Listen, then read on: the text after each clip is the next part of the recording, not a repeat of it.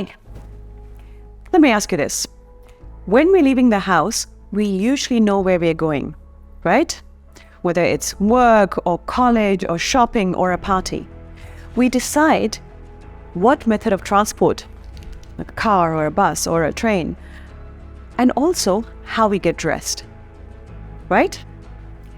Similarly, in life, we need to know where we are going so we can plan our finances accordingly.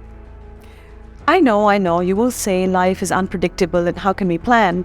Well, we need to have some idea of what we want to aim for.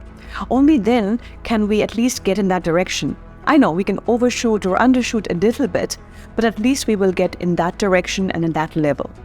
Hi, I'm Hansi, and in today's episode, we will talk about goal setting, what it is and how to do it, and why it's important to do it right.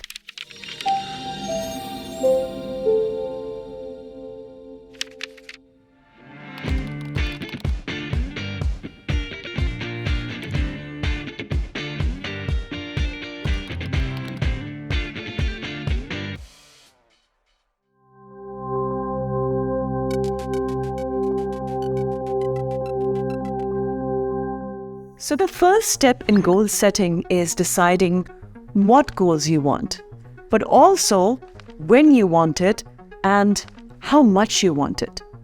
In jargon, it's listing the goal, setting the time frame, and then setting the priority. Let's get into it. So the first goal that you should have is an emergency fund. So if you don't have an emergency fund already, please put that on top of your list.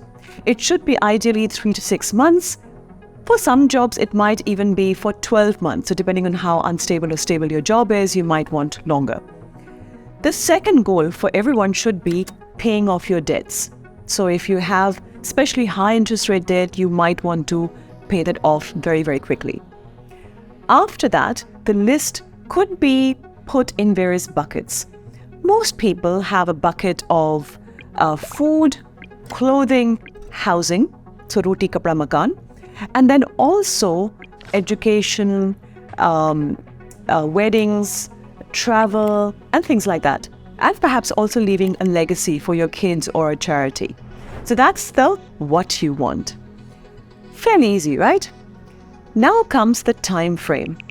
You don't have to be precise, but you would want to put down when you want this in, say, if it's 0 to 3 years, so between now and within 3 years, that's short term. If it's between 3 and 6, 7 years, say 7 years, it's medium term. And beyond 7 years is long term. So you have to broadly figure out when you want it. Now, different people may have slightly different time frames, but doesn't matter. Short, medium, long term works. Then comes the complicated part, and that's how much you want it. In technical terms, the priority or the probability of wanting that goal. So, let me explain. The housing, clothing, and food is something you must have, right?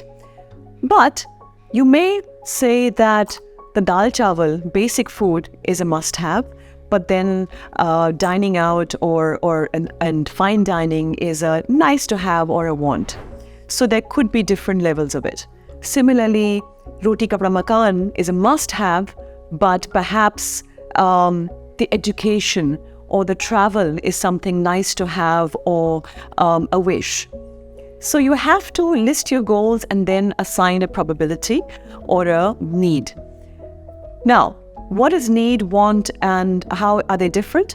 Well, if it's a must-have, say a 95 to 100% probability, nothing in life is 100%, by the way.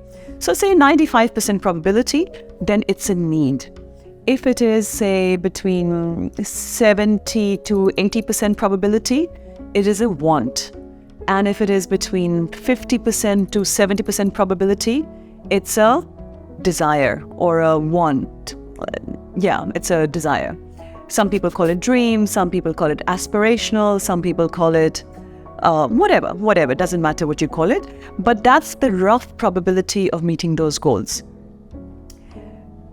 So basically, goal setting You need to list your goals, you need to set a time frame, and you need to set the importance.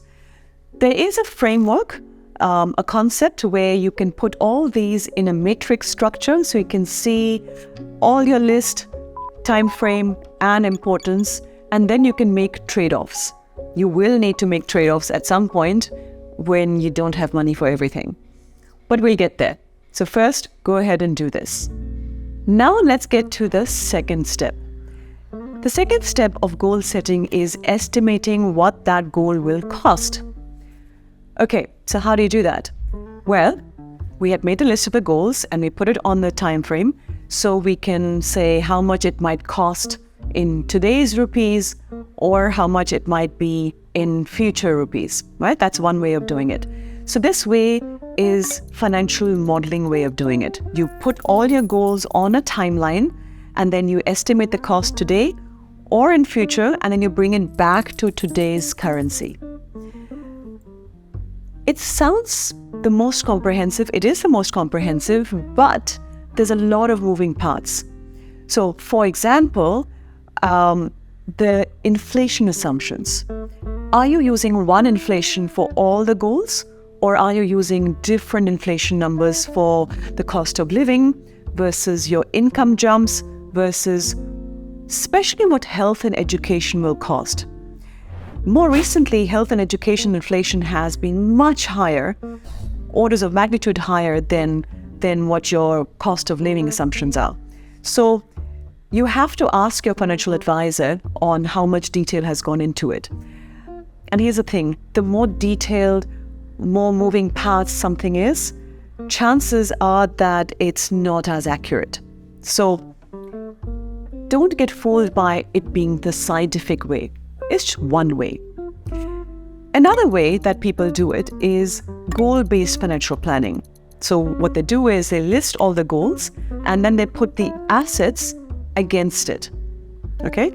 And then you can kind of see what goals are likely to be met and what you need more money for. So for example, it could be that your kid's education, which is happening, say, in the near future, you put your fixed term deposit against that. Your retirement against your, say, a holiday home. Things like that you can match up and see what is missing.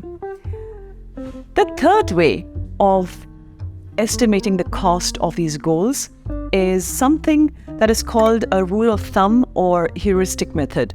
It's something that I recommend just to get started. How it works is that you list all your goals, what the annual cost of that will be, and then you multiply that by a multiplier, a factor, which usually is between 20 and 40.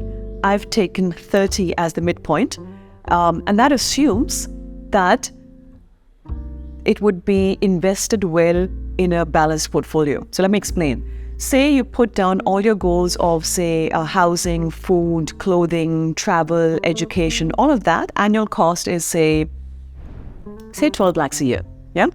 You multiply that by 30 to figure out the corpus that you would need to fund that lifestyle on the assumption that it's invested well.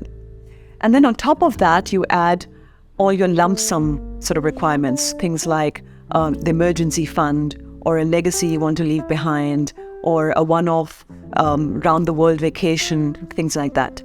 So that's a rule of thumb method of doing it. It also has some assumptions, but they are easier to manage. I recommend starting with this and then perhaps looking at the other two ways as well. So there you have it. So you have to list your goals first, and then you have to estimate the cost. There's a lot of moving parts in it, but good enough to get you started and aiming in a certain direction. So there you have it. Now you know what goal setting is and how to do it. So basically, it is what goals you want, when you want it, and how much you want it. By doing this whole exercise, you understand the trade-off between time horizon and how much you want it, the priority, the probability of meeting it. Whether you're doing financial planning yourself or working with a financial advisor, you need to know all these things, ideally beforehand, so you can have a proper conversation with them. Hopefully you can get started. I'll see you in the next episode.